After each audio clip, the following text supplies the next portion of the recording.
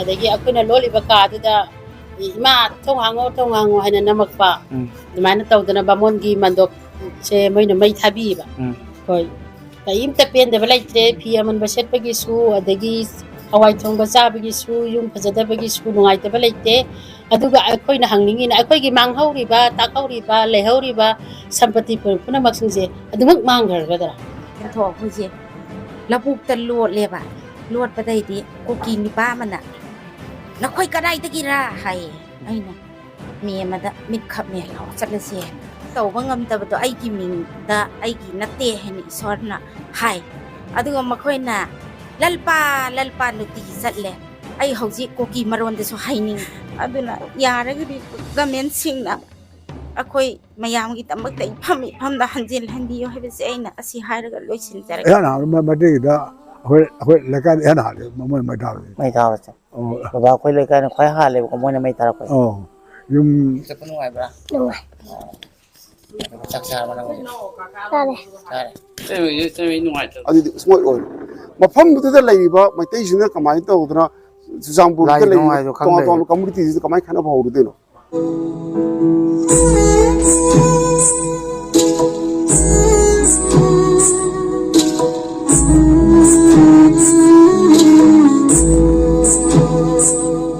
Ma'am पुनो को एम पुतिन आउ के चैनल दा तरफ नोक्सरी मैम हुजिक से बिशेनपुर की रिलीफ कैंप दा लाई आई हुजिक आई ग लोइना न सोनो ब्रदर म यावबी हाई तो बिरो ब्रदर से जो ngasi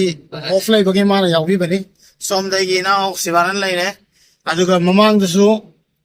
brother ma yawi moi ni yawi je moi su ayo mateng tau pa chamina ni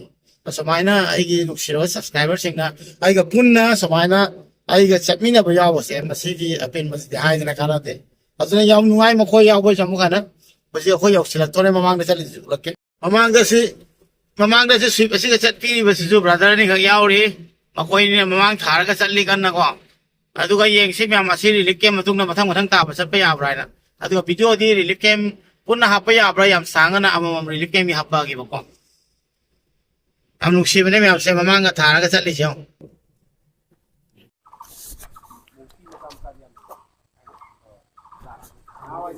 usira na mong dram tang ka hai to biro brother hi brother good morning nungai bro nungai ngasi yawi ba yam nungai daran jon kon tau big re ko se siba adum pai biro khoi manoranjan jo hai tau sile ero man khe ko changas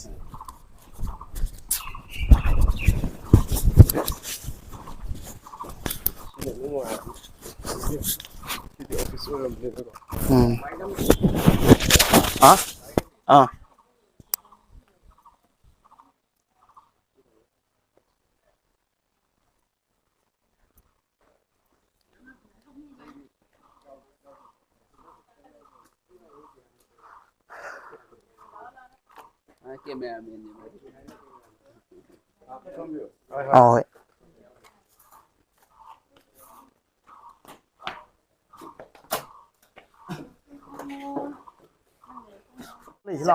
Ôi, gì đâu? Anil xin lỗi. Ấy ngang hàng này. Ấy cũng điểm tân để cái gì? Ấy cái video ngang nằm bên này có. Ado ima khoi me am ngasi technology am nungai. Aduga mama khoi ga su wari ngak sana ge na lakpane. Ima de hana hoji ko. Mama gi um china kadai degi akhoi honga kono haiba tare irang ye thokpu dei ko. Mama khoi Chuchanpur da lei boi doi ra. Chuchanpur ti bong first gate tagi ni ai ki mingas chongtam sakuntala ka we ado handaki lanji me ki tangahum da lan thokpu degi akhoi lan je chela ka da ko se samje lage ko se khare je chela ka na khoi relief camp da le re ha ba da di khoi yam nungai te sak chu bok thok te ba ko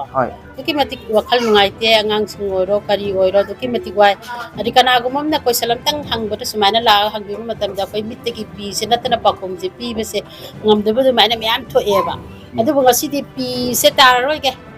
ai bi di kari gi no haraga koi su ngam na bala theng na ba gi wakhal hoi nan ada rekok se hujik se aloi jara ga so dimai to dana duki matik awa ba theng na ri moi na toro ko se mang mak da mai tha ba adagi akuna loli ba ka da ima thong hango haina namakpa dimana tawdana bamon gi mandok se moina mai thabi ba ꯌꯥꯝꯁꯨ ꯌꯥꯝ ꯂꯥꯞꯇꯦ ꯁꯨꯃꯥꯏꯅ ꯈꯛꯇꯅꯤ ꯂꯥꯞꯅꯕ ꯑꯗꯣ ꯂꯥꯏꯕꯛ ꯐꯕ ꯑꯃꯅ ꯑꯩꯈꯣꯏꯅ ꯂꯣꯜꯂꯤꯕ ꯀꯥꯁꯤ ꯏꯃꯨꯡꯁꯦ ꯗꯣꯂꯥꯟꯅꯤ ꯑꯗꯨꯁꯨ ꯑꯩꯈꯣꯏꯒꯤ ꯆꯦꯡ ꯂꯩꯕ ꯍꯥꯏꯇꯥꯔꯦ ꯅꯨꯃꯤꯠꯁꯦ ꯊꯣꯡꯅꯥꯎ ꯃꯆꯥ ꯑꯃꯈꯛ ꯐꯥꯠꯂꯝꯃꯦ ꯑꯗꯨꯗ ꯑꯩꯈꯣꯏ ꯊꯣꯛꯂꯛꯑꯦ ꯃꯤ 35 ꯀꯣ ꯑꯗꯨꯃꯥꯏꯅ ꯇꯧꯅ ꯑꯩꯈꯣꯏꯁꯦ ꯆꯦꯟꯊꯣꯔꯛꯑꯀꯥꯟꯗ ꯑꯩꯈꯣꯏꯁꯦ ꯆꯦꯜꯂꯛꯄꯁꯤꯅ ꯃꯐꯝ ꯈꯪꯗꯅ ꯃꯩ ꯄꯪꯊꯥ ꯊꯥꯕꯗꯨꯗ ꯆꯤꯡꯗ ꯂꯣꯠꯂꯦ ꯂꯣꯜꯂꯀꯥꯟꯗ ꯑꯩꯈꯣꯏꯁꯦ ꯎꯄꯥꯏ ꯂꯩꯇꯅ 35ꯁꯦ ꯑꯗꯨꯃꯥꯏꯅ ꯇꯧꯗꯅ ꯅꯣꯡꯉꯥꯟꯐꯥꯎꯁꯦ ꯈꯥꯡꯉꯦꯕ ꯈꯥꯡꯉꯀꯥꯟꯁꯤꯗꯒꯤꯗꯤ ꯃꯣꯏ ꯐꯣꯟ ꯇꯧꯅꯔꯀꯥꯟꯗ ꯊꯣꯛꯂꯛꯑꯣ ꯁꯨꯃꯥꯏꯅ ꯇꯧꯗꯅ ꯁꯤꯐꯥꯏꯁꯤꯡ ꯂꯥꯛꯑꯦ ꯈꯣꯠꯂꯦꯅ ꯍꯥꯏꯔꯀꯥꯟꯗ ꯍꯣꯏ ꯑꯗꯨꯃꯥꯏꯅ ꯆꯦꯜꯂꯀꯥꯟꯗ ꯂꯝꯕꯤꯗ ꯆꯦꯜꯂꯀꯥꯟꯗꯗꯤ ꯂꯝꯕꯤꯗꯨꯗ ꯃꯩ ꯆꯥꯛꯑꯝꯐꯥꯎꯁꯤ ꯎꯕꯁꯤꯗ ꯑꯩꯈꯣꯏꯅ ꯁꯤꯐꯥꯏ ꯑꯣꯏꯅ ꯎꯗ꯭ꯔꯦ ꯍꯥꯎ ꯅꯍꯥꯔꯣꯟꯗ ꯑꯣꯏꯅ ꯎꯔꯦꯕ ꯑꯗꯨꯃꯥꯏꯅ ꯂꯥꯛꯑꯀꯥꯟꯗ ꯁꯤꯐꯥꯏꯁꯤꯡꯁꯤꯅ ꯑꯩꯈꯣꯏꯁꯦ ꯄꯨꯕꯤꯔꯛꯑꯦ ꯊꯤꯕꯣꯡꯒꯤ ꯀꯩꯅꯣꯗ ꯊꯤꯟꯕꯤꯔꯛꯑꯦ ꯁꯤꯐꯥꯏ ꯃꯌꯥꯝꯅ ꯊꯤꯟꯕꯤꯔꯛꯑꯀꯥꯟꯗ ꯑꯩꯗꯤ ꯇꯥꯡ 4ꯒꯤꯗ ꯑꯗꯨꯝ ꯊꯣꯛꯆꯔꯛꯑꯦ ꯊꯣꯛꯆꯔꯀꯥꯟꯗ ꯀꯧꯇꯥꯗ ꯌꯧꯔꯦ ꯑꯗꯨꯃꯥꯏꯅ ꯇꯧꯔꯒ ꯍꯧꯖꯤꯛꯀꯤ ꯃꯊꯪ ꯌꯧꯔꯛꯄꯗ ꯉꯁꯤꯁꯤꯗ ꯑꯃꯨꯛ ꯂꯩꯔꯛꯑꯦ ꯑꯗꯨ ꯌꯥꯝ ꯅꯨꯡꯉꯥꯏꯅꯗꯤ ꯊꯝꯃꯦ ꯔꯤꯂꯤꯐ ꯀꯦꯝꯗ ꯁꯔꯀꯥꯔꯅ ꯆꯥꯕ ꯊꯛꯄ ꯀꯩꯝꯇ ꯑꯩꯈꯣꯏꯁꯨ ꯌꯥꯝ ꯅꯨꯡꯉꯥꯏꯅ ꯊꯝꯕꯤ ꯌꯨꯝꯁꯨ ꯅꯨꯡꯉꯥꯏꯅ ꯊꯝꯕꯤ ꯋꯥꯠꯍꯟꯕꯤꯗꯦ ꯑꯗꯨ ꯑꯣꯏꯇꯥꯔꯒꯁꯨ ꯅꯤꯡꯕꯕꯨꯗꯤ ꯊꯨꯡꯕꯕꯨꯗꯤ ꯀꯅꯥ ꯂꯩꯅꯦꯒꯀꯣ ꯑꯁꯨꯛ ꯌꯥꯝꯕ ꯃꯤꯌꯥꯝꯁꯤꯡꯁꯦ ꯁꯔꯀꯥꯔꯅ ꯃꯇꯦꯡ ꯄꯥꯡꯕꯤꯕꯗꯤ ꯉꯝꯗꯕꯅꯤ ꯑꯗꯨꯕꯨ ꯑꯩꯈꯣꯏꯅ ꯈ꯭ꯋꯥꯏꯗꯒꯤ ꯄꯦꯟꯗꯕ ꯍꯥꯏꯔꯒꯗꯤ ꯑꯉꯥꯡꯁꯤꯡꯁꯦ ꯄꯥꯈꯪ ꯂꯩꯁꯥꯕꯤ ꯃꯌꯥꯝ ꯌꯥꯎꯋꯦ ꯑꯗꯒꯤ ꯑꯉꯥꯡ ꯃꯆꯥ ꯃꯣꯏꯒꯤ ꯋꯥꯈꯜꯂꯣꯟꯗ ꯑꯩ ꯁꯥꯏꯟꯇꯤꯁ ꯑꯣꯏꯅꯤꯡꯕ ꯌꯥꯏ ꯑꯣꯖꯥ ꯑꯣꯏꯅꯤꯡꯕ ꯌꯥꯏ ꯑꯁꯨꯝꯕ ꯃꯌꯥꯝ ꯅꯤꯡꯕ ꯀꯥꯏꯕꯁꯤꯡꯁꯤꯒꯤ ꯈꯜꯂꯨꯔꯀꯥꯟꯗꯗꯤ ꯑꯩ ꯏꯃꯥꯒꯤ ꯋꯥꯈꯜꯗꯗꯤ ꯌꯥꯝ ꯄꯦꯟꯗꯦ ꯍꯥꯏꯕ ꯑꯗꯨꯛꯀꯤ ꯃꯇꯤꯛ ꯃꯣꯏ ꯋꯥꯈꯜꯗ ꯌꯥꯝ ꯁꯣꯟꯊꯔꯦꯕ ꯑꯗꯨꯅ ꯑꯉꯥꯡꯁꯤꯡꯁꯤꯒꯤ ꯈꯜꯂꯀꯥꯟꯗ ꯁꯔꯀꯥꯔꯅꯁꯨ ꯑꯊꯨꯕ ꯃꯇꯝꯗ ꯋꯥꯔꯣꯏꯁꯤꯟꯁꯦ ꯄꯨꯁꯤꯟꯕ ꯄꯥꯝꯃꯦ ꯑꯩꯈꯣꯏ ꯌꯥꯝ ꯋꯥꯏꯑꯦꯕ ꯆꯥꯕꯒꯤ ꯑꯩꯈꯣই ꯍꯋꯥꯏ ꯊꯣꯡꯉꯤ ꯆꯥꯏ ꯑꯗꯨ ꯆꯥꯏ ꯍꯥꯏꯕꯒꯤ ꯑꯩꯈꯣই ꯀꯩꯝꯇ ꯆꯤꯜꯍꯥꯎ ꯊꯤꯕ ꯂꯩꯇꯦ ꯑꯗꯒꯤ ꯃꯤꯅ ꯐꯤ ꯑꯃꯟꯕ ꯄꯤꯔꯒ ꯁꯦꯠꯂꯒ ꯆꯥꯔꯦ ꯍꯥꯏꯕꯒꯤꯁꯨ ꯑꯩꯈꯣꯏ ꯅꯨꯡꯉꯥꯏꯇꯕ ꯀꯩꯁꯨ ꯈꯟꯗ꯭ꯔꯦ ꯍꯧꯖꯤꯛꯇꯤ ꯀꯔꯤꯒꯤꯅꯣ ꯍꯥꯏꯔꯒ ꯂꯥꯟꯁꯤꯅꯅꯦ ꯈꯜꯂꯒ ꯁꯨꯛ ꯌꯥꯝꯕ ꯁꯔꯀꯥꯔꯅꯁꯨ ꯃꯇꯦꯡꯕꯨꯗꯤ ꯄꯥꯡꯕꯤꯗꯦ ꯍꯥꯏꯕꯗꯤ ꯅꯠꯇꯦꯕ ꯑꯗꯣ ꯏꯟꯈꯠꯂꯛꯏꯕ ꯇꯨꯡꯒꯤ ꯄꯨꯟꯁꯤꯗ ꯌꯨꯝꯕꯤꯔꯦꯜ ꯑꯣꯏꯍꯧꯒꯗꯕ ꯃꯌꯥꯝꯁꯤꯒꯤ ꯄꯨꯟꯁꯤꯁꯤꯡꯁꯤꯗ ꯂꯥꯏꯔꯤꯛ ꯂꯥꯏꯁꯨ ꯍꯩꯕ ꯃꯌꯥꯝ ꯌꯥꯎꯋꯦ ꯑꯗꯣ ꯃꯣꯏ ꯋꯥꯈꯜꯗ ꯀꯔꯤ ꯈꯜꯂꯝꯒꯅꯤ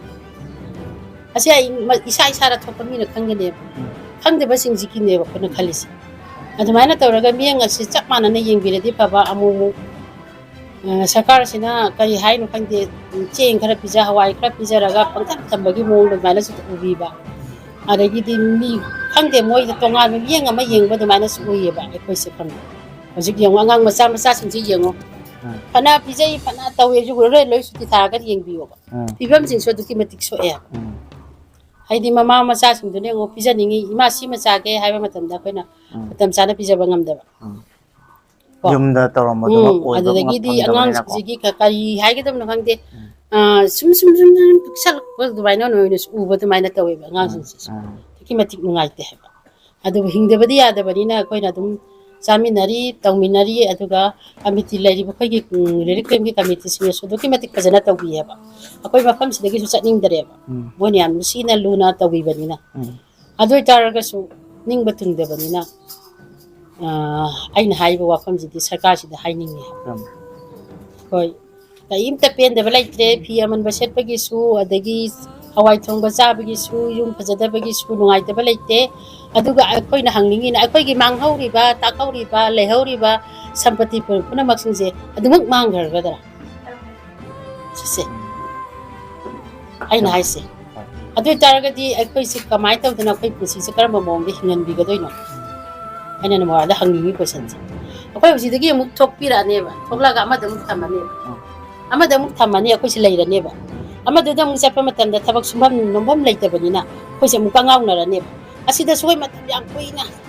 ꯂꯩꯔꯕ ꯃꯇꯨꯡꯗ ꯉꯁꯤ ꯊꯥ ꯑꯃ ꯁꯨꯔꯅꯤ ꯊꯥ 2 ꯂꯦꯞꯄꯅꯤ ꯑꯗꯨꯃꯥꯏꯅ ꯇꯧꯔꯀꯥꯟꯗ ꯑꯩꯈꯣꯏ ꯂꯩꯖꯔꯤꯅꯦꯕ ꯂꯩꯔꯤꯁꯦ ꯑꯗꯨꯒꯤ ꯃꯐꯝ ꯑꯃꯗ ꯑꯃꯨꯛ ꯄꯨꯕꯤꯔꯅꯦꯕ ꯑꯩꯈꯣꯏꯁꯦ ꯐꯨꯕꯥꯂꯥꯗꯅꯤ ꯄꯨꯅꯤꯕꯨ ꯑꯣꯏꯔꯁꯨ ꯅꯝꯕꯣꯜꯗ ꯄꯨꯅꯤꯕꯨ ꯍꯥꯏꯔꯁꯨ ꯑꯗꯨꯗ ꯑꯃꯨꯛ ꯑꯩꯈꯣꯏꯁꯦ ꯑꯃꯨꯛ ꯆꯃꯝꯅꯗꯅ ꯊꯕꯛ ꯁꯨꯐꯝ ꯈꯪꯉꯔꯣꯏ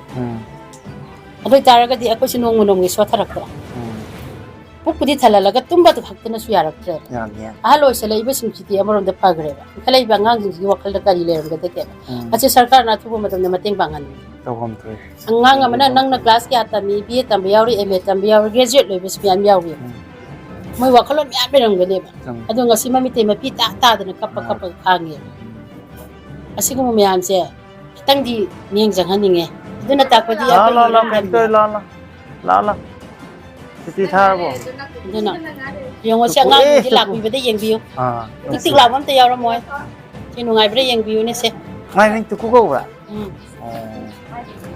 ꯌꯦꯡꯉꯣ ꯄꯨꯇꯤ ꯊꯥꯔꯦ ꯁꯑꯣꯡ ꯁꯥꯗꯥꯁꯤꯡꯗꯨ ꯌꯦꯡꯕꯤꯌꯣꯕ ꯍꯣꯏ ꯌꯦꯡꯉꯣ ꯁꯤꯃꯅ ꯇꯤꯛ ꯇꯤꯛ ꯂꯥꯎꯔꯦ ꯍꯥꯏꯕ ꯑꯝꯇ ꯌꯥꯎꯗꯕꯅꯤ ꯃꯁꯤ ꯌꯦꯡꯕ ꯃꯇꯝꯗ ꯑꯩꯈꯣꯏ ꯌꯥꯝ ꯅꯨꯡꯉꯥꯏꯇ꯭ꯔꯦꯕ ꯑꯉꯥꯡꯁꯤꯡꯁꯦ ꯖꯣꯁ ꯀꯩꯁꯨ ꯇꯧꯔꯣꯏ ꯖꯣꯁ ꯀꯩꯁꯨ ꯇꯧꯔꯣꯏ ꯑꯗꯨꯅ ꯑꯩ ꯍꯧꯖꯤꯛꯄꯨꯗꯤ ꯐꯔꯦ ꯑꯩꯈꯣꯏꯅ ꯋꯥꯈꯜꯗ ꯑꯩꯅ ꯑꯔꯣꯏꯕꯗ ꯑꯝꯇꯪꯗꯤ ꯍꯥꯏꯒꯦ ꯍꯧꯖꯤꯛꯐꯥꯎ ꯁꯤ ꯌꯧꯅ ꯉꯝꯗ꯭ꯔꯒꯅꯦ 2030ꯗ ꯀꯥꯇꯤ ꯃꯅꯤꯄꯨꯔꯁꯦ ꯃꯤꯒꯤ ꯄꯨꯔꯥ ꯑꯣꯏꯒꯗ꯭ꯔꯥ ꯍꯥꯏꯕ ꯋꯥꯈꯜꯁꯦ ꯑꯁꯤꯃꯇꯪꯗꯤ ꯑꯩ ꯆꯤꯡꯅꯗꯕꯗꯤ ꯉꯝꯗ꯭ꯔꯦ ꯑꯁꯤꯇꯪꯗꯤ ꯑꯣꯏꯍꯟꯕꯤꯒꯅꯨ ꯁꯤ ꯍꯥꯏꯔꯒ ꯑꯩ ꯃꯇꯥꯡꯁꯤ ꯂꯣꯏꯁꯤꯟꯖꯔꯦ ꯅꯔꯀꯥꯟꯗ ꯆꯠꯃꯤꯟꯅꯔꯒ ꯑꯩꯈꯣꯏ ꯃꯅꯤꯄꯨꯔꯁꯤ ꯀꯟꯅꯕ ꯍꯣꯠꯅꯕꯤꯌꯨ ꯍꯥꯏꯕꯅꯦꯕꯀꯣ ꯌꯥꯝ ꯅꯨꯡꯉꯥꯏꯖꯩ ꯑꯗꯨꯒ ꯃꯈꯥ ꯇꯥꯕꯁꯤ ꯀꯅꯥꯗ ꯑꯃꯨꯛ ꯀꯩꯅꯣ ꯍꯥꯏꯅꯤꯡꯕ ꯊꯃꯣꯏꯒꯤ ꯑꯣꯏꯕ ꯁꯤꯗꯩꯗ ꯏꯀꯥꯏꯅꯤꯡꯉꯥꯏ ꯀꯩꯝ ꯂꯩꯇꯦꯀꯣ ꯑꯩꯈꯣꯏꯒꯤ ꯊꯣꯛꯂꯛꯏꯕ ꯏꯃꯥꯅꯁꯨ ꯍꯥꯏꯕꯤꯔꯤꯀꯣ ꯑꯗꯨ ꯏꯃꯥꯅ ꯍꯥꯏꯔꯤꯁꯤꯗꯒꯤ ꯍꯦꯟꯅ ꯑꯩꯈꯣꯏꯒꯤ ꯄꯦꯠꯂ ꯋꯥꯠꯍꯧꯕ ꯑꯩꯈꯣꯏꯒꯤ ꯍꯥꯏꯅꯤꯡꯕ ꯂꯩꯗꯅꯀꯣ ꯑꯗꯨꯝ ꯍꯥꯏꯕ ꯌꯥꯅꯤ ꯃꯥꯏ ꯄꯥꯏꯕꯤꯌꯨ ꯏꯀꯥꯏꯅꯤꯡꯉꯥꯏ ꯂꯩꯇꯦ ꯁꯤꯗꯩꯗ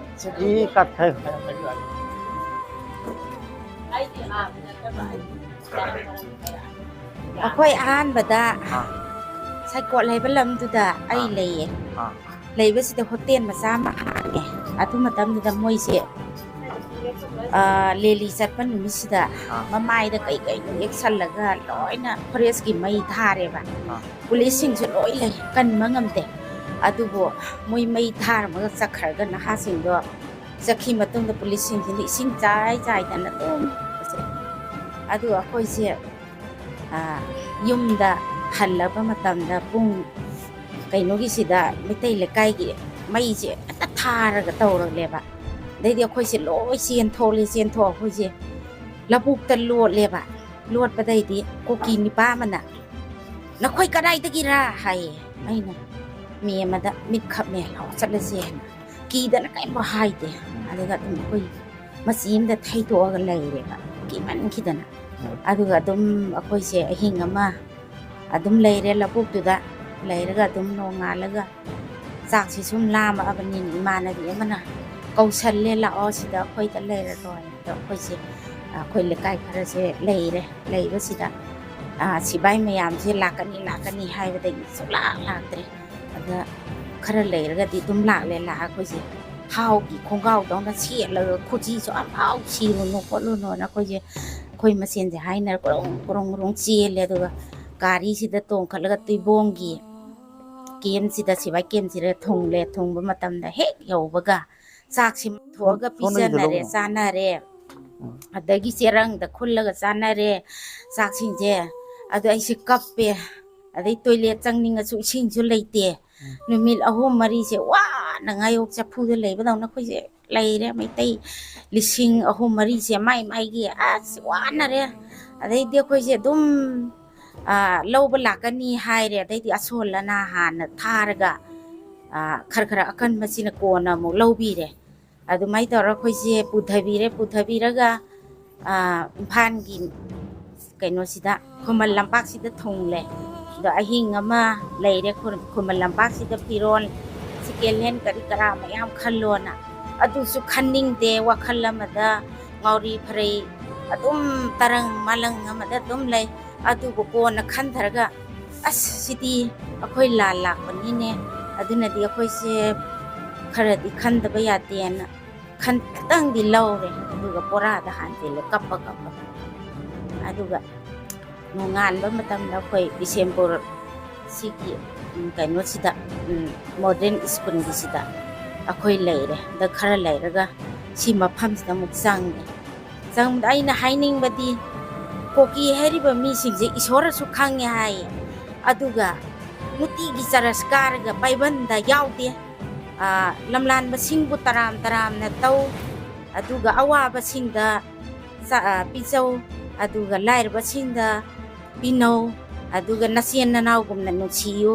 ꯃꯗꯨ ꯇꯧꯕ ꯉꯝꯗꯕꯗꯣ ꯑꯩꯒꯤ ꯃꯤꯡꯗ ꯑꯩꯒꯤ ꯅꯠꯇꯦ ꯍꯥꯏꯅ ꯏꯁꯣꯔꯅ ꯍꯥꯏ ꯑꯗꯨꯒ ꯃꯈꯣꯏꯅ ꯂꯜꯄꯥ ꯅꯨꯡꯇꯤꯒꯤ ꯆꯠꯂꯦ ꯑꯩ ꯍꯧꯖꯤꯛ ꯀꯣꯀꯤ ꯃꯔꯣꯟꯗꯁꯨ ꯍꯥꯏꯅꯤꯡꯉꯤ ꯃꯣꯏ ꯀꯔꯤꯒꯤꯗꯃꯛꯇ ꯆꯔꯁ ꯆꯠꯂꯒ ꯏꯁꯣꯔ ꯈꯨꯔꯨꯝꯕꯅꯣ ꯑꯗꯣ ꯏꯁꯣꯔꯗ ꯍꯥꯏꯕꯗꯤ ꯇꯧꯗꯅ ꯃꯣꯏꯅ ꯏꯁꯣꯔꯒꯤ ꯃꯐꯝꯗꯗꯤ ꯃꯣꯏꯅ ꯃꯥꯏꯊꯤꯕ ꯊꯣꯛꯍꯜꯂꯕꯅꯤꯅ ꯑꯩꯈꯣꯏꯗꯤ ꯃꯩꯇꯩ ꯃꯔꯛꯇꯁꯨ ꯈ꯭ꯔꯤꯁꯇꯦꯟ ꯑꯣꯏꯕꯅꯤꯅ ꯋꯥꯅ ꯑꯩꯈꯣꯏ ꯂꯦꯜꯂꯦ ꯑꯗꯨꯒ ꯃꯈꯣꯏꯅ ꯏꯁꯣꯔ ꯀꯔꯝ ꯍꯥꯏꯅ ꯄꯣꯔ ꯐꯪꯅꯤ ꯏꯁꯣꯔꯒꯤ ꯋꯥꯍꯩꯗꯤ ꯏꯟꯗ꯭ꯔꯒ ꯑꯗꯨꯒ ꯀꯣꯀꯤ ꯍꯥꯏꯔꯤꯕ ꯃꯤꯁꯤꯡꯁꯤꯁꯨ ꯑꯩꯈꯣꯏꯅ ꯄ꯭ꯔꯊꯅꯥ ꯇꯧꯔꯤ ꯃꯣꯏꯁꯨ ꯑꯋꯥꯕ ꯑꯗꯨꯝ ꯐꯪꯅꯤ ꯏꯁꯣꯔꯅ ꯃꯉꯥꯜ ꯑꯃꯗꯤ ꯑꯗꯨꯝ ꯈꯥꯏꯔꯛꯀꯅꯤ ꯉꯥꯏꯕꯒꯤꯅꯤ ꯍꯥꯏꯕꯁꯦ ꯑꯩꯒꯤ ꯄꯨꯛꯅꯤꯡꯗ ꯑꯗꯨꯝ ꯂꯦꯞꯄꯒ ꯂꯩꯕꯅꯦ ꯑꯗꯨꯅ ꯃꯇꯝ ꯄꯨꯝꯅꯃꯛꯇ ꯃꯣꯏꯁꯨ ꯃꯥꯒꯤ ꯏꯁꯣꯔꯅ ꯄꯤꯕ ꯃꯐꯝꯗꯨꯗ ꯑꯗꯨꯝ ꯂꯩꯁꯅꯨ ꯃꯩꯇꯩ ꯍꯥꯏꯕ ꯐꯨꯔꯨꯞꯁꯤꯗꯤ ꯑꯩꯈꯣꯏꯒꯤ ꯏꯄꯥ ꯏꯄꯨꯗꯒꯤ ꯍꯧꯔꯛꯄ ꯃꯐꯝꯗꯒꯤ ꯂꯩꯖꯔꯛꯑꯕꯅꯦ ꯑꯗꯨꯒ ꯃꯣꯏꯅ ꯆꯦ ꯆꯥꯡꯗ ꯑꯍꯩ ꯑꯁꯤꯡ ꯁꯥꯔꯒ ꯃꯈꯣꯏꯅ ꯃꯩꯇꯩꯅ ꯍꯧꯕꯅꯦ ꯍꯥꯏꯁꯦ ꯀꯔꯤꯒꯤ ꯑꯩꯈꯣꯏꯒꯤ ꯏꯁꯥꯒꯤ ꯌꯨꯝꯕꯨ ꯆꯨꯔꯆꯥꯟꯄꯨꯔꯗ ꯂꯩꯖꯔꯒ ꯂꯤꯂꯤꯀꯦꯝꯗ ꯀꯃꯥꯏꯅ ꯈꯥꯡꯉꯒ ꯀꯃꯥꯏꯅ ꯃꯩꯇꯩꯅ ꯍꯧꯗꯣꯔꯤꯅꯣꯕ ꯃꯁꯤꯗꯁꯨ ꯈꯟꯕꯤꯌꯣꯕ ꯁꯔꯀꯥꯔꯅ ꯑꯗꯨꯒ ꯌꯥꯔꯤꯃꯈꯩꯗꯤ ꯁꯔꯀꯥꯔꯅ ꯅꯨꯡꯁꯤꯕꯤꯗꯨꯅ ꯑꯩꯈꯣꯏꯅ ꯋꯥꯅ ꯈꯥꯡꯖꯔꯤꯕꯁꯦ ꯏꯆꯥ ꯏꯁꯨꯒꯤꯗꯃꯛꯇ ꯑꯍꯟꯁꯨ ꯑꯣꯏꯁꯤꯜꯂꯛꯂꯦ ꯑꯗꯨꯅ ꯁꯤꯡꯁꯦ ꯀꯃꯥꯏꯅ ꯁꯦꯟꯗꯧꯅ ꯅꯤꯄꯥꯁꯨ ꯂꯩꯇꯕꯅꯤꯅ ꯍꯩꯗꯅ ꯑꯩꯈꯣꯏ ꯑꯗꯨꯝ ꯈꯜꯂꯒ ꯑꯗꯨꯝ ꯋꯥꯈꯜꯗ ꯑꯗꯨꯝ ꯀꯞꯃꯤ ꯑꯗꯨꯅ ꯌꯥꯔꯒꯗꯤ ꯒꯃꯦꯟꯁꯤꯡꯅ ꯑꯩꯈꯣꯏ ꯃꯌꯥꯝꯒꯤꯗꯃꯛꯇ ꯏꯐꯝꯗ ꯍꯟꯖꯤꯟꯍꯟꯕꯤꯌꯨ ꯍꯥꯏꯕꯁꯦ ꯑꯩꯅ ꯑꯁꯤ ꯍꯥꯏꯔꯒ ꯂꯣꯏꯁꯤꯟꯖꯔꯒꯦ ꯑꯩꯁꯦ ꯑꯇꯣꯞꯄ ꯇꯧꯅꯧꯔꯤꯕ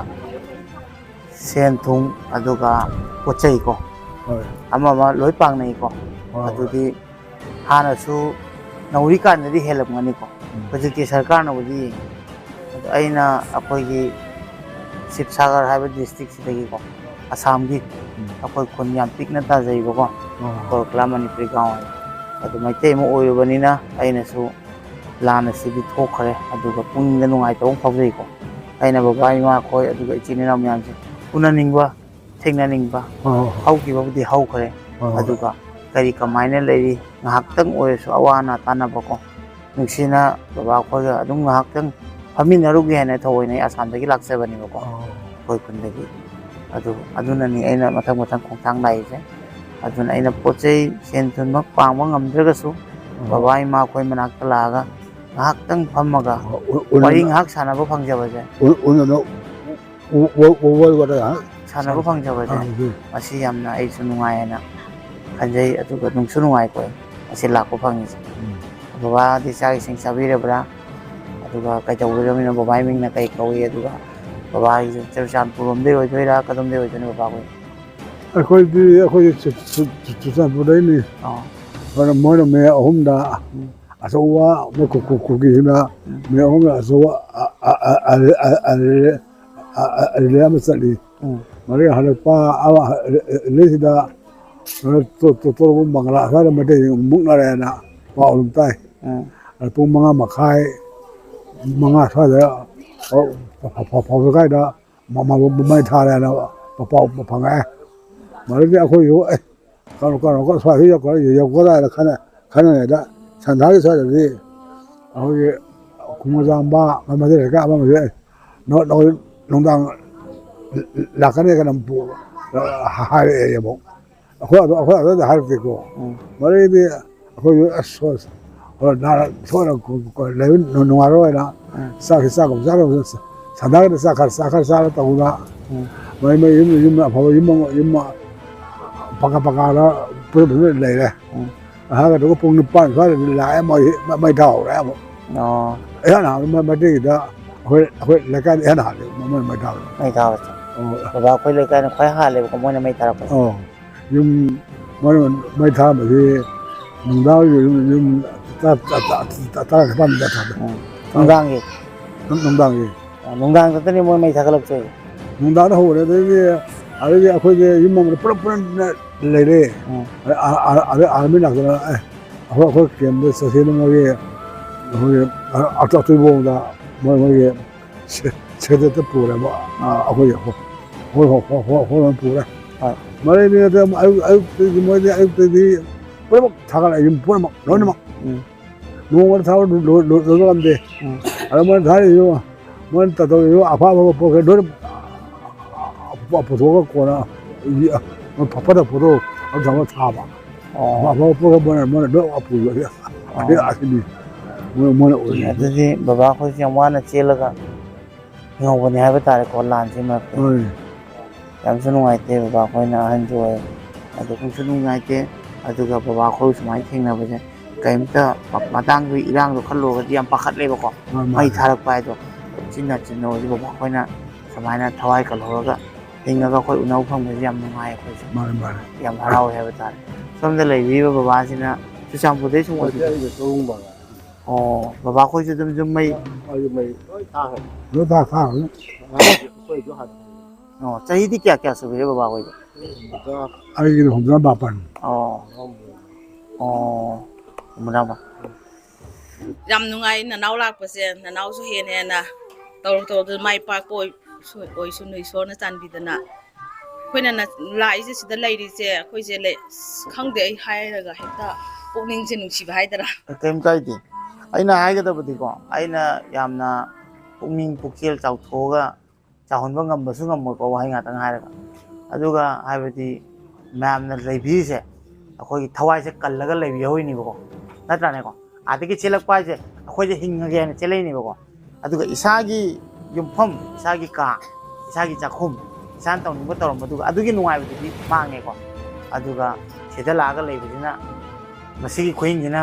ꯍꯥꯏꯗꯤ ꯇꯣꯡꯉꯥꯜꯂꯦ ꯍꯥꯏꯕ ꯇꯥꯔꯦꯀꯣ ꯌꯨꯝꯒ ꯃꯥꯟꯅꯗ꯭ꯔꯦꯀꯣ ꯊꯋꯥꯏ ꯆꯥꯛꯄ ꯑꯃꯗꯤ ꯂꯩꯗꯣꯏꯅꯤ ꯑꯗꯨꯒ ꯆꯞ ꯃꯥꯟꯅꯩ ꯑꯩꯅꯁꯨ ꯑꯩꯒꯤ ꯑꯦꯛꯁꯤꯗꯦꯟ ꯊꯣꯛꯈꯤꯕꯗ ꯑꯩ ꯈꯣꯡ ꯑꯁꯦ ꯆꯠꯈꯤꯕꯗ ꯑꯩꯅ ꯈꯪꯉꯤ ꯑꯩ ꯀꯔꯤ ꯄꯣꯠ ꯆꯩ ꯑꯃ ꯃꯥꯡꯖꯈ꯭ꯔꯦꯕꯀꯣ ꯑꯗꯨꯅ ꯑꯗꯨꯒꯤ ꯅꯨꯡꯉꯥꯏꯇꯕ ꯂꯩ ꯑꯩꯉꯣꯟꯗ ꯑꯗꯨꯒꯤ ꯃꯊꯛꯇ ꯑꯩꯁꯦ ꯍꯤꯡꯅꯕ ꯑꯩꯒꯤꯁꯨ ꯌꯨꯝꯐꯝ ꯊꯥꯗꯣꯛꯄ ꯇꯥꯏ ꯑꯗꯨ ꯌꯣꯜꯂꯒ ꯑꯩꯁꯦ ꯍꯤꯡꯍꯧꯔꯤꯅꯦꯕ ꯑꯗꯨꯏꯗꯤ ꯑꯩꯒꯤ ꯄꯨꯟꯁꯤ ꯍꯥꯏꯁꯦ ꯑꯩꯈꯣꯏ ꯏꯁꯥꯒꯤ ꯄꯨꯟꯁꯤꯁꯦ ꯀꯌꯥꯝ ꯃꯇꯤꯛ ꯂꯨꯒꯦ ꯍꯥꯏꯗꯣ ꯑꯗꯨꯅ ꯏꯃꯥ ꯑꯩꯈꯣꯏꯅ ꯋꯥꯈꯜ ꯅꯨꯡꯉꯥꯏꯇꯕ ꯀꯥꯟꯗꯀꯣ ꯑꯩꯁꯦ ꯌꯥꯝ ꯇꯥꯡꯈ꯭ꯔꯕ ꯂꯟꯅꯤ ꯑꯩ ꯍꯤꯡꯍꯧꯔꯤꯁꯦ ꯃꯁꯤꯅ ꯈ꯭ꯋꯥꯏ ꯇꯥꯡꯉꯦ ꯍꯥꯏꯅ ꯅꯨꯡꯉꯥꯏꯊꯣꯛꯄ ꯇꯝꯕꯤꯌꯨꯕꯀꯣ ꯑꯗꯨ ꯇꯝꯕꯤꯗ꯭ꯔꯒꯗꯤ ꯑꯩꯈꯣꯏꯁꯦ ꯃꯃꯥꯡ ꯊꯥꯕ ꯌꯥꯔꯣꯏ ꯑꯩꯅꯁꯨ ꯌꯥꯝ ꯍꯩꯅ ꯈꯪꯅ ꯍꯥꯏꯖꯕ ꯅꯠꯇꯕꯀꯣ ꯑꯩ ꯋꯥꯈꯜꯗ ꯈꯟꯖꯕꯗꯣ ꯑꯩꯅ ꯈꯜꯂꯒ ꯍꯤꯡꯖꯔꯤꯁꯦ ꯉꯁꯤ ꯑꯗꯨꯃꯥꯏꯅ ꯈꯟꯕꯒꯤꯅꯦꯕ ꯑꯩ ꯂꯝꯗꯣ ꯌꯣꯜꯂꯦ ꯍꯥꯏꯅ ꯇꯥꯕꯀꯣ ꯑꯩ ꯈꯣꯡꯒ ꯍꯥꯞꯄꯤꯒꯅꯨ ꯑꯩ ꯈꯣꯡ ꯆꯠꯄ ꯉꯝꯖꯗ꯭ꯔꯁꯨ ꯌꯥꯏꯑꯕ ꯀꯩꯅꯣ ꯑꯗꯨꯛꯀꯤ ꯃꯇꯤꯛ ꯏꯁꯥꯒꯤ ꯂꯝ ꯏꯁꯥꯒꯤ ꯌꯨꯝꯐꯝ ꯍꯥꯏꯁꯦ ꯅꯨꯡꯁꯤꯖꯩꯕꯀꯣ ꯑꯗꯨꯒ ꯑꯩ ꯑꯗꯨꯗꯩꯁꯨ ꯍꯦꯟꯅ ꯂꯨꯔꯝꯃꯒꯗꯤ ꯑꯩꯒꯤ ꯌꯨꯝꯐꯝꯗꯨꯁꯨ ꯌꯣꯟꯕ ꯇꯥꯔꯝꯒꯅꯤ ꯑꯗꯨꯒ ꯑꯩꯁꯨ ꯚꯔꯥꯗ ꯔꯤꯂꯤꯐ ꯀꯦꯝꯗ ꯂꯩꯕꯗꯧꯅ ꯂꯩꯕ ꯇꯥꯅꯤ ꯑꯗꯨꯕꯨ ꯌꯨꯝꯒꯤ ꯃꯤꯗꯨꯅꯗꯤ ꯑꯩꯉꯣꯟꯗ ꯃꯣꯏꯅ ꯅꯨꯡꯉꯥꯏꯇꯕ ꯀꯞꯄꯁꯨ ꯑꯩ ꯎꯕ ꯀꯥꯟꯗꯗꯤ ꯍꯔꯥꯎꯒꯅꯤꯕ ꯏꯆꯥꯁꯦ ꯍꯤꯡꯍꯧꯔꯤꯁꯦ ꯂꯝꯗꯨꯅ ꯂꯨꯗꯦ ꯍꯥꯏꯅ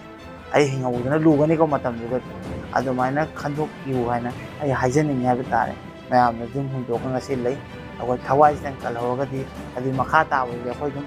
ꯀꯣꯛ ꯊꯥꯗꯔꯒ ꯑꯗꯨꯝ ꯊꯣꯛꯄ ꯏꯁꯣꯔꯅ ꯑꯗꯨꯝ ꯏꯁꯣꯔꯒꯤ ꯂꯤꯂꯥ ꯉꯥꯛꯇꯅꯤꯀꯣ ಅದು ತಸೇನ ನುಸಿಬಗೆ ಲಾಕ್ಪನಿ ಅದನ್ನ ಲಬ್ಲಾಪ್ತೆ ಲಾಗ ಮ್ಯಾಮ್ ಥೆಂಗವದಿ ಯam ನುಂಗಾರೆ ಬಬಾ ಖೋಜು ಥೆಂಗನ ಅದು ತಂಗಾಯ ಮದಿ kai ꯆꯠꯅꯈꯤꯕꯁꯨ ꯌꯥꯎꯔꯝꯒꯅꯤꯀꯣ ꯃꯇꯝ ꯃꯔꯥꯡ ꯆꯥꯅꯈꯤꯗꯕ ꯍꯥꯏꯇꯥꯔꯦ ꯑꯗꯣ ꯍꯣꯏ ꯅꯅꯥꯎ ꯍꯣꯏ ꯂꯥꯛꯄꯕꯨꯗꯤ ꯌꯥꯝ ꯍꯔꯥꯎꯋꯦ ꯅꯣꯏ ꯂꯥꯛꯄꯁꯦ ꯑꯩꯈꯣꯏꯗꯤꯀꯣ ꯏꯁꯣꯔꯅ ꯆꯥꯟꯕꯤꯗ ꯅꯣꯏ ꯑꯩꯈꯣꯏ ꯊꯦꯡꯅꯩꯁꯦ ꯌꯥꯝ ꯐꯩ ꯅꯪ ꯂꯥꯛꯄꯁꯨ ꯌꯥꯝꯅ ꯅꯪ ꯁꯤ ꯂꯥꯛꯑꯣ ꯑꯗꯨꯒ ꯑꯩꯅ ꯍꯥꯏꯅꯤꯡꯕ ꯑꯃꯗꯤ ꯂꯩ ꯍꯥꯏꯕꯗꯤꯀꯣ ꯑꯩꯈꯣꯏꯁꯦ ꯁꯤꯔꯨꯕꯗꯒꯤ ꯀꯨꯀꯤꯒꯤ ꯈꯨꯠꯇꯒꯤ ꯇꯥꯔ ꯑꯩꯈꯣꯏꯁꯦ ꯂꯥꯛꯇꯅ ꯁꯤꯗ ꯂꯩꯔꯕꯅꯦꯕ ꯁꯔꯀꯥꯔꯗ ꯌꯥꯝ ꯋꯥꯀꯠꯀꯔꯦ ꯍꯥꯏꯖꯕ ꯌꯥꯕ ꯌꯥꯝ ꯍꯥꯏꯖꯈꯔꯦ ꯁꯨꯄ꯭ꯔꯤꯝ ꯀꯣꯔꯠꯀꯤ ꯃꯤ ꯂꯥꯛꯑꯦ ꯌꯥꯝ ꯍꯥꯏꯅ ꯁꯤꯕꯨ ꯊꯕꯛ ꯑꯣꯏꯅ ꯑꯝꯇ ꯄꯥꯡꯊꯣꯛꯄꯤꯔꯛꯇꯦꯕ ꯑꯗꯣ ꯑꯉꯥꯡ ꯍꯧꯖꯤꯛ ꯑꯩꯈꯣꯏꯅ ꯍꯥꯏꯒꯗꯕꯕꯨ ꯑꯉꯥꯡ ꯍꯧꯖꯤꯛ ꯂꯥꯏꯔꯤꯛ ꯇꯝꯒꯗꯧꯕ 11 ꯇꯝꯃꯛꯇꯧꯕ ꯃꯌꯥꯝ ꯂꯩꯔꯤꯗꯅ ꯑꯉꯥꯡ ꯑꯩꯈꯣꯏ ꯁꯤ ꯀꯦꯝꯗꯁꯨ ꯌꯥꯝ ꯂꯩꯔꯤꯑꯦꯕ 11 12 ꯇꯝꯕꯁꯤ ꯄꯩꯁꯥꯒꯤ ꯃꯊꯧ ꯉꯥꯛꯇꯅꯤꯗꯣ ꯍꯧꯖꯤꯛ ꯑꯩꯈꯣꯏꯅ ꯍꯧꯖꯤꯛ ꯀꯗꯥꯏꯗꯩ ꯄꯩꯁꯥꯅ ꯅꯣꯏ ꯏꯆꯥ ꯁꯦꯝꯗꯣꯏꯅꯣ ꯑꯗꯨꯕꯨ ꯁꯔꯀꯥꯔꯅꯅꯦ ꯑꯩꯅ ꯈꯟꯖꯕꯗꯤ ꯃꯣꯏꯅ ꯌꯦꯡꯕꯤꯕ ꯑꯗꯨꯒꯤꯅꯦ ꯑꯩꯈꯣꯏꯅ ꯁꯔꯀꯥꯔꯗ ꯍꯥꯏꯖꯅꯤꯡꯉꯤꯁꯦ ꯍꯧꯖꯤꯛ ꯑꯉꯥꯡ ꯑꯃ ꯁꯦꯝꯕ ꯍꯥꯏꯁꯦ ꯊꯥ ꯅꯠꯇꯦꯕ ꯌꯨꯝꯗ ꯂꯩꯔꯤꯉꯩ ꯃꯇꯝꯗꯗꯤ ꯄꯩꯁꯥꯁꯤꯗꯤ ꯑꯋꯥꯠꯄ ꯂꯩꯇꯦ ꯍꯥꯏꯇꯥꯔꯦꯀோ ꯑꯗꯒꯤꯗꯤ ꯑꯁꯤꯗ ꯂꯩꯕꯁꯤꯗꯤ ꯍꯧꯖꯤꯛ ꯅꯣꯡꯃ ꯁꯨꯔꯨꯅꯤ ꯑꯗꯨꯝ ꯍꯜꯂꯛꯄꯗ ꯑꯗꯨꯝ ꯂꯣꯏꯔꯅꯤ ꯁꯔꯀꯥꯔꯅꯕꯨꯗꯤ ꯑꯩꯈꯣꯏ ꯄꯤꯖꯔꯤ ꯄꯤꯊꯛꯏ ꯑꯗꯨ ꯑꯣꯏꯔꯒꯁꯨ ꯑꯋꯥꯠꯄꯒꯤ ꯑꯋꯥꯠꯄ ꯉꯥꯛꯇꯅꯦꯕ ꯑꯉꯥꯡ ꯆꯦꯟꯕꯁꯤꯗꯤ ꯉꯥꯏꯍꯥꯛ ꯂꯩꯔ ꯂꯨꯄꯥ 5 ꯄꯤꯌꯨ ꯍꯥꯏꯅꯤ 10 ꯄꯤꯌꯨ ꯍꯥꯏꯅꯤ ꯑꯗꯨꯝ ꯂꯨꯄꯥ 100ꯗꯨꯗꯤ ꯉꯥꯏꯍꯥꯛꯇ ꯑꯗꯨꯝ ꯂꯣꯏꯗꯅ ꯑꯗꯨꯅꯦ ꯑꯩꯈꯣꯏꯅ ꯁꯔꯀꯥꯔꯗ ꯍꯥꯏꯖꯅꯤꯡꯕꯗꯤ ꯑꯩꯈꯣꯏꯒꯤ ꯇꯧꯐꯝ ꯊꯣꯛꯄ ꯔꯤꯂꯤꯐ ꯀꯦꯝꯗ ꯂꯩꯕ ꯑꯩꯈꯣꯏ ꯃꯌꯥꯝꯁꯤꯒꯤ ꯇꯧꯐꯝ ꯊꯣꯛꯄ ꯇꯧꯕꯤꯌꯨ ꯁꯤꯅꯤ ꯑꯩꯅ ꯍꯥꯏꯅꯤꯡꯉꯤꯁꯦ ꯑꯉꯥꯡ ꯂꯥꯏꯔꯤꯛ ꯂꯥꯏꯁꯨ ꯇꯝꯕꯗꯁꯨ ꯃꯣꯏꯅ ꯃꯇꯦꯡ ꯆꯥꯎꯅ ꯄꯥꯡꯕꯤꯕ ꯃꯣꯏꯒ ꯑꯩꯈꯣꯏꯒ ꯁꯥꯎꯅꯔꯒ ꯇꯧꯅꯈꯤꯕ ꯊꯕꯛ ꯅꯠꯇꯦꯕ ꯁꯤꯗꯤ ꯁꯔꯀꯥꯔꯒ ꯃꯣꯏꯒ ꯁꯥꯎꯅꯕꯗꯩ ꯇꯧꯅꯈꯤꯕ ꯊꯕꯛꯅꯤꯅ ꯑꯗꯨꯅ ꯑꯩꯈꯣꯏꯗꯤ ꯁꯔꯀꯥꯔꯗ ꯋꯥꯀꯠꯇꯗꯤ ꯀꯗꯥꯏꯗ ꯋꯥꯀꯠꯀꯅꯤ ꯁꯤꯅꯦ ꯑꯩꯈꯣꯏꯅ ꯍꯥꯏꯅꯤꯡꯕꯗꯤ ꯉꯥꯡꯕꯁꯨ ꯌꯥꯝ ꯍꯩꯖꯗꯦꯀꯣ ꯅꯅꯥꯎꯁꯨ ꯇꯧꯔꯛꯇꯧꯗ ꯃꯥꯏ ꯄꯥꯛꯄ ꯏꯁꯣꯔꯅ ꯆꯥꯟꯕꯤꯗꯨꯅ ꯑꯩꯈꯣꯏꯒ ꯄꯨꯟꯅ ꯊꯦꯡꯅꯕꯁꯦ ꯌꯥꯝ ꯍꯔꯥꯎꯋꯦ ꯅꯅꯥꯎꯒꯤ ꯃꯥꯏꯀꯩꯗꯁꯨ ꯍꯦꯟꯅ ꯇꯧꯔꯛꯄꯗ ꯃꯥꯏ ꯄꯥꯛꯄ ꯑꯣꯏꯁꯅꯨ ꯑꯣꯏꯖꯒꯦ ꯅꯪꯒꯤ ꯃꯤꯡ ꯀꯩ ꯀꯧꯏ ꯑꯕꯤꯅꯥꯎ ꯀ꯭ꯂꯥꯁ ꯀꯌꯥ ꯇꯝꯕ KG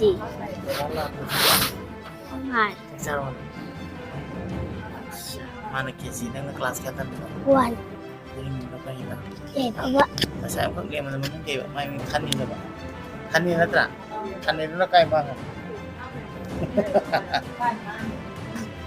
อยากเรียนว่าคลาสแก้วไหม วัน อย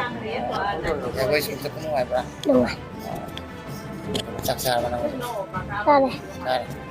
这位另外的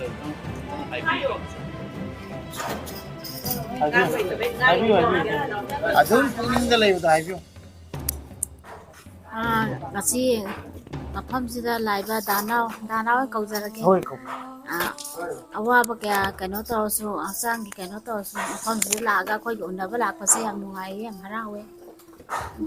khangde lan jigi hargadi nungai te yamna koi date 3 dagi chele koi kangbai dai ne phoksakai makha bazar haido hojiti housingna kangbai na thon gram neba kangbai dai ne koi date 3 de chele duga date kya no koi mai thagi date 8 tara 9 tara dagi loi tha gare ko koi gi kangbai bazar se mamang lam side ti khara tha de date 3 dagi koi na chauda chele na chauda leiraga mu hojik jina musi all DC complex sida moina mu DC na toroga sida mu hen ni koi je asi bo mafam du chat ba ya dre koi chatle phoskai dagi dum hale chang ba ya de samai phanna kana tawga le ba nungai te hana leiramba punsi duga haujikka ja ahum nei duga koi je angang gi damakta ni khoi nyam nungai to cha te di koi cha ba ko ba moi damakta yam khale champion class 9 kare aduga apik podna pi nazari yai medina class 2 kare pi ngatani angang jing khan bada chaning ba thaning ba adagi setting ba moi inkhalak pani na ko aning thumbam to leite and nari kai su tamba sitang go mena azana koi hana private school da karak pani mo je go men da kaning det ko private ayam baloi thai ko su jambu saite la ko mi singje si hana di koi sela pada kano to ro hojiti emission di free oye duga ben bara aduga school gi chang ba kali da boy kolom ama koding makse yam wai si gi hona bada adi numi koding gi boy wale ko area koi gi committee system hai be yam na te ba koi khara budi mateng pipi ramme go mena boy ka koi gi tonga tonga bala nai sin la yen bala ami ko adi ta su numi koding gi changa ko po ni na thabai khang subam ju lai te chapam charap mata yo ju sit tare se kasai gi relief camp se mayam lai bani na ko hana di lak ko koi dinga da khara silam me hojiti yon bani se ya mani na yon de du subam no bam ju lai te angang singi khan bada ya wa ya duna thu matam no go mena larik te ka tamba si ju mateng pang gani budi hai ju ngasi ba thabak di athok pe tari ba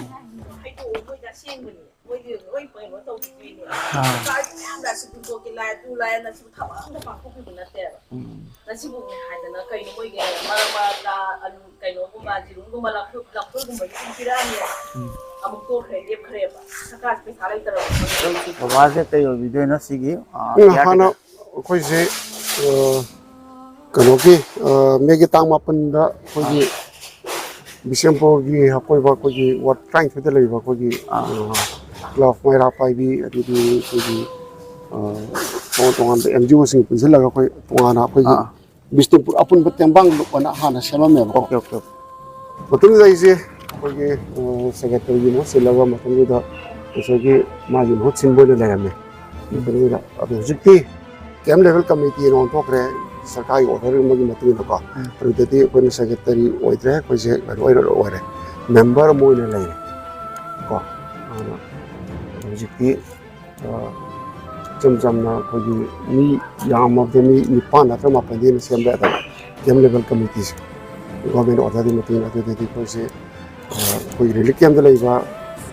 inmate sidagi nupi ma yauna tonga ban pa ani ga punna moi te ya hum me lawra ba adu lem hori personal model officer ma yawni adu ga cam level committee gi member secretary ma ate lem hori personal akoi mari amana member oina leire ta mi akoi nipan semaga si kana se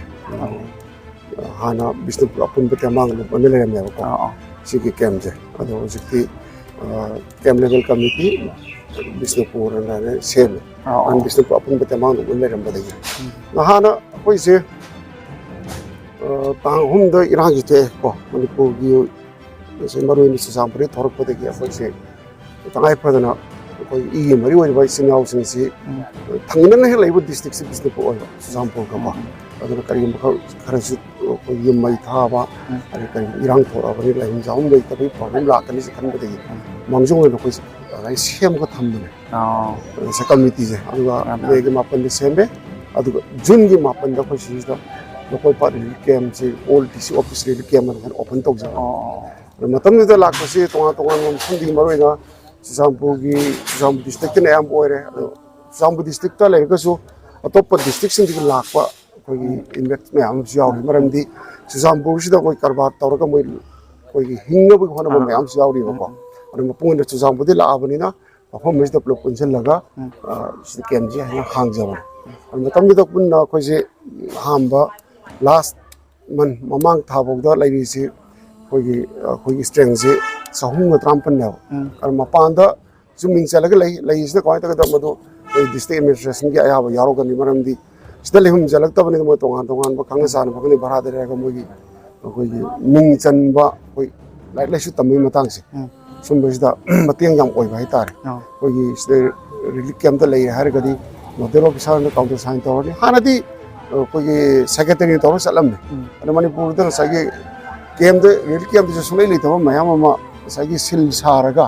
secretary की ममिंग सारा सारा तोंगा तोंगा school अभी hospital खंगी line संगी एनी मफम सप्रेस लाने सिनरपदगी नाय नोडल ऑफिसर हापखरे नोडल ऑफिसर ने काउंटर साइन तौरो और सेक्रेटरी पीरगा अखोगी कैम दी मबी अखोई तोंगा तोंगा लेटर मैम नम्मे अदुगा सेक्रेटरी इरगसु नोडल ऑफिसर काउंटर साइन तौदु फक चनगना अदन तो सेमे अदो ममांग थाबोदि सहु त्रापन मिन चदा लेरमदे अदु सगी fabricated house में अब माँ उलोग द साजल है को अभी कौता दी लगे तो कौता दी मुझे चलने दे कोई से लगे बच्चे की कोई इन्वेस्टिंग से मरम दी सुसामपुरी हकीर के लाभ नहीं ना कौता से नक पर जगह हम सुबह नहीं ना क्योंकि जिन्हें हम लाइना कोई तो हम चावल लोग इधर मोशी नुआई तो बाद में मतम तो दी हाँ मोहर को मतम दी तोंगा तोंगा बक कसाड़ी जाओगी अभी दी गुवाहाटी करने जाओ कोई साथ की संस्थान में हम से लगती रहने मोने पिरको जागु खंगदम खंगे दरकार कोई पोसे जी लो फंगने जी यम वान अदु मतम यम हंदर जान अदु ngasi तोंगा तोंगा बखोई मणिपुर यम थन लइबो को सामदी लाक्तिरि बखोई इतो कोई चाइना मयाम से लाक्तिरेगा यम स्टे लाक्तिरेगा कोई सुसामपुर लाइबा माइ साइ सिलिनाउ सिंसी तो करमना तांग अहुम दे कमाइना हकथेंना कमाइ थेंनरपा कमाइना लाक्तिबा लाजे कनान होबरो मोइनादी कुकी टेरोरिस्ट कांगबुनदी कोई मैतेन होइना मोइ चार्ज तो नो अदि स्मोय ओइ मफम दुदा लइबा मैतै सिना कमाइ तौदना सुजामपुर द लइ तो कम्युनिटी से कमाइ खाना होरुदेनो परमदी सुजामपुर डिस्ट्रिक्ट से आम बना तो कम्युनिटी कोई मरोइना कोई कुकी हाइ तारे को मोइना याम कुकी फ्रू बोले तो पाइते मार थादो सिमते याम लइरे अरे कमाइ खाना होरुदेनो खानब हौर अकन बले मफम दुदा कमाइना अखोइना खानब हौरदि मसे ओइदबो वानी मोइना नमथाक तौबनेबा मोइना डिमांड तौबो लरगसु सरकार तानबियो सरकार वानि सानजे गदबनि सरकार बिउम तो अदुगा नुंदांग तुममगा नोमगी वाना सुर हिनब होनरिबा इमा इसा इसिन राउ नुंदांग तुम लेदि जुम मै थाइ सिबु सानबो या वारि राउ सिदि मैतेन होबो सुंगा नतेको सिमदि याम सिमो वानी अदु मैतेन होबो मैतेन कोइदा लान तौबनि कोई खाना बहुत सिमदि लाले सिमदि हम सेंहानी साइमुदजो कोई इनवेट कोई माइंडोन अनखानि हम थमु सें हायु अदुदि सोइदमकी मोइन हारिबो हम आरान मंगतनि अदो माइदो न युम मोइना लायगा मफम दिना मसा मसुसिं लायला सुतमदा नुवाइ लाय मफम दुबो अखोइन खाना बहु हुंदोमगा बै थारगा अखोइन सेलकदोनो अदु सिमदि लाले द हुजिक्सु ओजोजि ngरang nahan dagi jiri de tawri सिमदि ai गवर्नमेंट साइड से कई खर खाइजनी मरमदी लांग तौरे मई थारे ना कोई लाइबा मफम दि लाइबा इमा सा सिंदो फोंदो पिबिम हो त मफम दि प्रोटेक्शन पीरगा मफम दि लेंग्रे लेहनी अदुना फै लेंग्रे लेहनी जगह दु लेंग्रे लेहलगा गवर्नमेंट कोई पिबिम तो प्रोटेक्शन सिक्योरिटी प्रोटेक्शन ओइरो व्हाटएवर दरकार लेबो सिंदो पीरगा कदी नो कमाई तो बोलो नेगोशिएशन दि गवर्नमेंट तौने जगह दो प्रजान तो गोदो बनेते होय जुमियम अदना तौनिंग तो वान सम थोरगदी उजिक सुजामपुर द मोरिया द तोंगा तो मनपुर फम दि चले इबा कोई विक्टिम ओइरबा कोई जेसन ई मरि पैसा सिंसे ꯑꯩꯈꯣꯏ ꯆꯪꯕ ꯉꯝꯗꯦ ꯂꯥꯏꯛꯋꯥꯏꯁ ꯖꯤꯔꯤꯗꯁꯨ ꯑꯩꯈꯣꯏ ꯆꯪꯕ ꯉꯝꯗꯕꯁꯨ ꯌꯥꯏꯑꯕ ꯑꯗꯨꯗ ꯑꯩꯈꯣꯏꯒꯤꯗꯤ ꯂꯣꯏꯔꯦ ꯑꯩꯈꯣꯏꯗꯤ ꯗꯤꯁꯦꯝꯕꯔ ꯀꯨꯝꯕꯗ ꯀꯪꯕꯥꯏꯗ ꯂꯣꯏꯔꯦ ꯏꯝꯐꯥꯜ ꯑꯁꯣꯝꯗ ꯍꯥꯏꯕꯗ ꯀꯩꯅꯣꯗ ꯂꯣꯏꯔꯦ ꯁꯦꯛꯃꯥꯏꯗ ꯂꯣꯏꯔꯅꯤ ꯀꯣ ꯑꯗꯩ ꯁꯤ ꯆꯠꯄꯗ ꯆꯠꯂꯒ ꯄꯂꯦꯟꯗ ꯂꯣꯏꯔꯦ ꯁꯤ ꯆꯠꯄꯗ ꯑꯩꯈꯣꯏ ꯆꯠꯂꯒ ꯑꯩꯈꯣꯏꯒꯤ ꯀꯩ ꯍꯥꯏꯇꯥꯔꯦ ꯑꯩꯈꯣꯏꯒꯤ ꯇꯦꯔꯥꯟ ꯀꯩꯅꯣ ꯑꯩꯈꯣꯏꯒꯤ ꯀꯩꯅꯣꯁꯦ ꯀꯥꯎꯔꯤꯁꯦ ꯖꯦꯟꯕꯤ ꯁ꯭ꯀꯨꯜ ꯂꯩꯕꯗꯣ ꯅꯣꯕꯣꯗꯤꯌꯥ ꯂꯩꯕꯗꯣ ꯑꯗꯨꯋꯥꯏꯗ ꯂꯣꯏꯔꯦꯕ ꯑꯩꯈꯣꯏꯁꯦ ꯂꯣꯏꯔꯦ ꯑꯇꯩ ꯆꯪꯐꯝ ꯊꯣꯛꯐꯝ ꯂꯩꯇ꯭ꯔꯦ ꯑꯩꯈꯣꯏ ꯀꯩꯊꯦꯜ ꯃꯥꯟꯕꯤꯁꯨ ꯑꯥ ꯌꯧ ꯆꯪꯕ ꯉꯝꯃꯣꯏ ꯃꯆꯦꯠ ꯈꯔꯗꯅꯤ ꯆꯪꯗꯣꯏꯁꯦ ꯈꯪꯕꯤꯗ꯭ꯔꯗꯤ ꯈꯪꯕꯤꯗꯕ ꯍꯥꯏꯗꯨꯅꯤꯗ ꯑꯔꯣꯏꯕꯗ ꯑꯩꯈꯣꯏꯒꯤ ꯂꯥꯛꯄꯤꯔꯤꯕ ꯏꯆꯤꯟ ꯏꯅꯥꯎꯁꯤꯡꯁꯤꯅ ꯃꯦꯗꯤꯌꯥꯒꯤ ꯑꯣꯏꯅ ꯂꯥꯛꯄꯤꯔꯕꯅꯤꯅ ꯑꯩꯈꯣꯏꯒꯤ ꯃꯅꯤꯄꯨꯔ ꯒꯣꯔꯃꯦꯟ ꯑꯃꯗꯤ ꯁꯦꯟꯇ꯭ꯔꯦꯜ ꯒꯣꯔꯃꯦꯟ ꯌꯧꯍꯟꯕꯤꯔꯦ ꯍꯥꯏꯔꯒ ꯑꯊꯨꯕ ꯃꯇꯝꯗ ꯑꯩꯈꯣꯏ ꯁꯟꯊꯥꯏꯅꯕ ꯄꯣꯔꯛꯑꯦ ꯍꯥꯏꯔꯒ ꯑꯩꯈꯣꯏꯒꯤ ꯂꯩꯔꯤꯕ ꯏꯃꯥ ꯏꯆꯥ ꯏꯒꯤ ꯃꯔꯤ ꯑꯣꯏꯕ ꯑꯩꯈꯣꯏꯒꯤ ꯏꯆꯤꯟ ꯏꯅꯥꯎꯁꯤꯡꯁꯤ ꯍꯥꯟꯅꯒꯤ ꯃꯐꯝꯗ ꯏꯪꯅ ꯆꯤꯛꯅ ꯇꯦꯛꯇ ꯀꯥꯏꯗꯅ ꯂꯩꯍꯟꯕꯗ ꯑꯆꯧꯕ ꯃꯇꯦꯡ ꯄꯥꯡꯕꯤꯌꯨ ꯑꯗꯨꯒ ꯏꯁꯣꯔꯅꯁꯨ ꯃꯇꯦꯡ ꯄꯥꯡꯕꯤꯕ ꯑꯣꯏꯁꯅꯨ ꯍꯥꯏꯕ ꯋꯥꯐꯝꯁꯤ ꯊꯝꯖꯔꯒ ꯑꯩ ꯇꯦꯟꯁꯤꯟꯖꯔꯒꯦ